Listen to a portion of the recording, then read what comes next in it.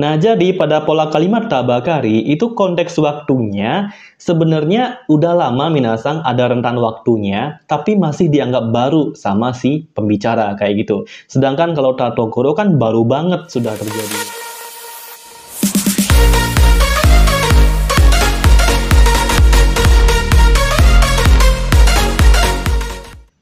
Minasang, konnichiwa, Magi Sensei desu. Hari ini kita masuk pertemuan ke-24 ya, minasang. Di pertemuan ini kita belajar bahasa Jepang bab 46 pada buku Mina no Nihongo 2. Oke, langsung aja kita masuk ke pembahasannya. Nah, yang pertama kita belajar pola kalimat tokoro. Nah, tokoro di sini bukan menyatakan tempat ya, minasang, tapi dia pola kalimat yang menyatakan artian baru aja. Nah, pada pola tokoro itu ada 3 konteks ya, minasang. Baru aja akan, baru aja mau. Kemudian yang kedua, baru aja sedang melakukan sesuatu. Dan yang terakhir adalah baru aja sudah melakukan sesuatu. Kayak gitu, minasang. Nah, untuk polanya gimana? Kalau dia menyatakan baru akan, itu pakai bentuk kamus ya, minasang. Kalau dia baru aja sedang, bentuk teimas, cuman teimasnya dirubah ke bentuk casual. Jadinya kata kerja bentuk teiru. Oke, teimas menjadi teiru. Lalu kalau dia menyatakan baru aja sudah, tentu saja pakai bentuk ta ya, minasang, baru diikuti dengan tokoro desu. Kayak gitu, minasang. Oke.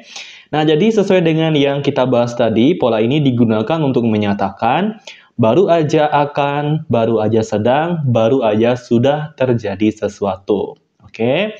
Nah, untuk tambahan, tokoro di sini itu masuk kategori kata benda ya, minasang. Sehingga kalau dia digabung-gabung dengan berbagai grammar, dia masuk kata benda. Oke. Nah, pada bagian kata kerja bentuk kamus yang menyatakan baru akan, baru mau, biasanya digunakan bersama kata keterangan seperti korekara dan imakara. Dari sekarang, mulai sekarang, kayak gitu, minasang. Nah, pada bagian baru aja sedang, itu biasanya digunakan bersama kata keterangan ima, sekarang, kayak gitu. Nah, kemudian yang terakhir, pada bagian baru aja sudah, ini rumus pasti ya, minasang, rumus baku. Kalau udah tataima, itu pasti bentuk ta nanti, minasang. Karena tataima di sini juga artinya baru aja. Kayak gitu, di kosakata udah ada ya di bagian bab 46. Tataima sendiri artinya baru aja dan digunakan bersama bentuk lampau. Oke, dan tataima selalu digunakan bersama pola tokoro, ta tokoro desu, baru aja sudah. Tolong diingat baik-baik ya, minasang. Nah, sekarang kita langsung aja cek contoh-contohnya. Contoh yang pertama, chodo ima kara shiai ga hajimaru tokoro desu. Nah, chodo di sini tuh artinya pas banget, kayak gitu ya, minasang. Chodo ima kara, pas banget mulai sekarang. Shiai ga hajimaru tokoro. Shiai itu pertandingan, hajimaru dimulai. Jadi bisa diartikan pas mulai sekarang, pertandingannya baru aja akan dimulai. Baru aja akan ya, minasang, karena di sini kan pakai bentuk kamus dia. Contoh yang kedua, basu wa tataima deta tokoro desu. Nah, di sini tataima, karena ada tataima yang menyatakan baru aja, kan tadi saya jelaskan harus pakai bentuk lampau, minasang. Makanya di sini deta tokoro, kayak gitu ya. Deta di sini itu bukan menyatakan keluar, tapi karena dia menyatakan bus, artinya berangkat ya, minasang. Jadi bisa diartikan busnya baru aja udah berangkat. Kayak gitu ya, minasang. Lanjut ke contoh yang terakhir berupa percakapan ya, minasang. Si A bertanya, mo shiryo o kopi shimashita ka? Sudah fotokopi dokumennya, data-datanya. Lalu si B menjawab, Iie, ima, kopi shite iru tokoro desu. Yang artinya, enggak, sekarang baru aja sedang fotokopi, jadi belum selesai. Nah, mungkin dia baru aja fotokopinya selama 2 atau 3 menit, sehingga dia bilang baru aja sedang fotokopi. Kayak gitu ya, minasang, konteksnya di sini. Wakarimasu ka? Intinya, kalau dia bentuk kamus, baru akan. Kalau dia teiru, baru aja sedang. Kemudian kalau dia pakai bentuk ta, baru aja sudah. Poinnya di sana ya minasang, semoga bisa dimengerti. Nah kalau sudah, sekarang kita lanjut ke pola berikutnya. Masih berkaitan dengan pola ini, yaitu pola kalimat bakarida. Pola ini digunakan untuk apa? Sama, menyatakan baru aja sudah minasang. Nah karena menyatakan baru aja sudah, dia menggunakan kata kerja bentuk ta. Ta bakarides, ta bakarida. Nah, pertanyaannya, bedanya dengan tatokoro yang sama-sama menyatakan baru aja sudah, itu apa ya kira-kira minasang? Nah, bedanya letaknya itu di bagian keterangan waktunya minasang.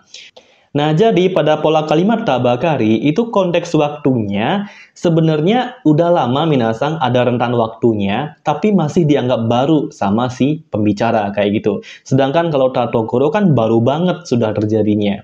Kalau yang tabakari itu contohnya kayak gini. Baru aja tahun lalu lulus dari universitas. Tahun lalu kan udah lama minasang, tapi masih dianggap baru. Nah, itu pakainya tabakari. Nggak boleh tatokoro nanti. Sedangkan tatokoro itu digunakan ketika menyatakan baru banget terjadinya minasang. Oke, kalau dia udah ada rentan waktunya, tadi 2 jam yang lalu, kemarin itu pakainya bakari nanti. Oke, tolong diingat baik-baik. Tatokoro hanya digunakan saat baru aja sudah. Kalau udah ada lama waktu harus pakai bakari. Seperti itu minasang. Jadi keterangan waktu yang biasanya digunakan pada bakari ya minimal saki ya minasang tadi, kemudian kino, kyonen, sengetsu dan sebagainya.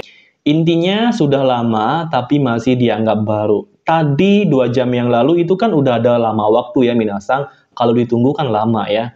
Nah itu masuk bakari nanti. Seperti itu minasang ya, intinya bedanya adalah di bagian keterangan waktunya. Oke, langsung aja kita cek contoh-contohnya. Contoh yang pertama, Sengetsu kono kaisha ni haita bakarida. Yang artinya, baru bulan lalu masuk perusahaan ini. Oke, kayak gitu ya minasang. Jadi, bulan lalu kan kalau ditunggu itu udah 30 hari kan ya minasang, lama kan ya, tapi masih dianggap baru kayak gitu ya minasang. Contoh yang kedua, kino katta bakari nano ni ima mo kware chatta. Nah, kware chatta dari kata kwarete shimatta. Saya berubah ke bentuk casual ya minasang. Ini materi N3 sebenarnya. Kware chatta sama dengan rusak ya, dan ada nuansa sedih dan sebagainya. Kino itu kemarin karena udah ada rentan waktunya pakai bakari. Kata bakari nanoni. Nanoni di sini itu menyatakan pola yang kemarin. Padahal bakari juga masuk kata benda ya minasang, makanya menjadi nanoni. Des yang menjadi da rubah menjadi na. Bakari nanoni. Kayak gitu ya minasang. Jadi bisa kita artikan padahal baru kemarin dibeli, sekarang udah rusak. Kayak gitu. Gimana minasang, kira-kira dapat bedanya kapan tatokoro dan kapan harus tabakari. Semoga bisa dimengerti ya. Nah, sekarang kita lanjut ke pola berikutnya deh ya minasang, yaitu pola kalimat hazu. Nah, pola ini digunakan untuk apa? Jadi pola hazu digunakan untuk menyatakan artian seharusnya. Kayak gitu ya minasang, untuk polanya kata kerja bentuk kamus atau bentuk nai. Kalau kata sifat i-nya tetap, na-nya juga tetap. Oke, kalau kata sifat na tetap ya, nggak dicoret minasang. Kalau kata benda harus ada partikel no. Baru diikuti dengan hazu des. Kalau bentuk casual hazu da. Seperti itu minasang. Nah, pola ini itu digunakan untuk menyatakan ekspektasi ya minasang berdasarkan atas pengetahuan atau sebuah bukti kayak gitu. Contohnya kan kita tahu bahwa yang piket hari ini adalah Yamada. Terus sensei nanya, yang piket hari ini siapa? Oh, seharusnya Yamada sensei, soalnya di jadwal tertulis Yamada. Nah, itu ya contoh pemakainya minasang. Oke. Nah, tambahan minasang, hazu juga masuk kata benda nanti ya minasang. Jadi kalau digabung dengan pola lain-lainnya ya sesuai dengan perubahan kata benda nanti ya. Oke, langsung aja kita cek contoh-contohnya. Contoh yang pertama, nimotsu wa ashita todoku hazu desu. Oke, Nimotsu kan barang minasang, todoku, todokimasu sampai. Karena dia kata kerja, ya pakai bentuk kamus, todoku ya minasang. Sehingga bisa diartikan, barangnya seharusnya akan sampai besok. Kayak gitu ya minasang.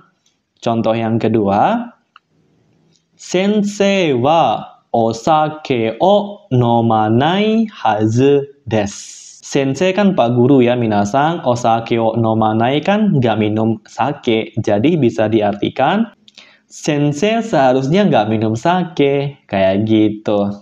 Lanjut ke contoh-contoh berikutnya. Contoh yang pertama, kata sifat na ya minasang. Kimura-san wa eigo ga jouzu na hazu desu. Karena dia kata sifat na, nanya tetap minasang muncul ya. Kimura-san nama orang, eigo kan bahasa Inggris. Jouzu ya pandai. Sehingga bisa diartikan, Kimura-san seharusnya jago bahasa Inggris. Nah, di sini mungkin si pembicara tahu bahwa si Kimura-san pernah tinggal di Inggris atau di Amerika selama 3 tahun. Makanya dia bilang, seharusnya si Kimura-san jago bahasa Inggris. Kayak gitu ya, minasang. Lanjut ke contoh berikutnya. Tonari no hito wa kyo rusu no hazu da. Nah, di sini tonari no hito kan orang sebelah, tetangga maksudnya ya. Rusu itu artinya nggak ada di rumah. Nah, rusu di sini kata benda minasang, makanya harus pakai partikel no, baru diikuti dengan hazuda. Kayak gitu ya minasang. Sehingga bisa diartikan, orang sebelah seharusnya nggak ada di rumah hari ini. Nah, mungkin orang sebelah pamitan ya, besok aku mau pulang kampung ya. Nah, makanya dia bilang seperti ini. Harusnya hari ini dia nggak ada di rumah, karena kemarin dia bilang mau pulang kampung. Kayak gitu ya, minasang. Wakarimasu ka? Semoga bisa dimengerti. Intinya hazu menyatakan artian seharusnya. Kayak gitu ya, minasang. Nah, sekarang saya kasih contoh lagi satu aja ya, berupa percakapan, minasang. Si A berkata, Kono keki wa oishii desu ka? Kue ini apakah enak? Lalu si B menjawab, Rin-san ga tsukutta kara oishii hazu desu. Nah, kata sifat I-nya tetap ya, minasang. Yang bisa kita artikan, karena Rin-sang yang buat, seharusnya enak. Kenapa dia bilang gini? Karena si Rin-sang ini seorang koki atau chef ya, minasang. Makanya dia bilang seharusnya enak. Nah, kayak gitu contohnya ya, minasang, cara pakai hazu. Konteksnya seperti itu. Oke, jadi itu saja untuk materi bab 46 ya, minasang. Ada 3 subpoin utama. Tokoro, bakari, dan hazu. Semoga kalian bisa memahaminya dengan baik.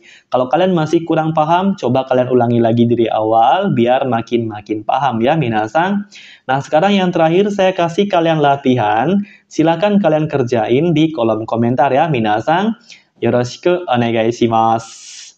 Oke, jadi itu saja untuk materi hari ini ya, minasang. Mite kurete arigatou gozaimashita. Mata imashou.